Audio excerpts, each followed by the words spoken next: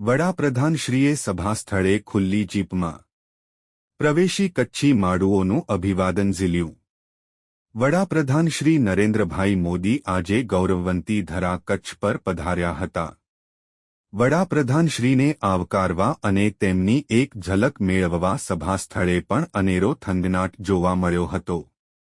Road show પૂર્ણ કર્યા બાદ વડાપ્રધાનશ્રી ભુજમિર્ઝાપર રોડ ખાતે યોજાયેલા સભામંડપમાં પધાર્યા હતા. વડાપ્રધાનશ્રીએ ખુલ્લી જીપમાં સભા સ્થળે કચ્છી માડુઓનું અભિવાદન ઝીલતા પ્રવેશ કર્યો ત્યારે વંદે માતરમ તથા ભારત માતા કી જયના જયઘોષથી સમગ્ર વાતાવરણ ઉર્જાવાન બની ગયું હતું. સ્ટોરી રમેશભાઈ ભાનુશાલી, નલિયા, અબડાસા, કચ્છ.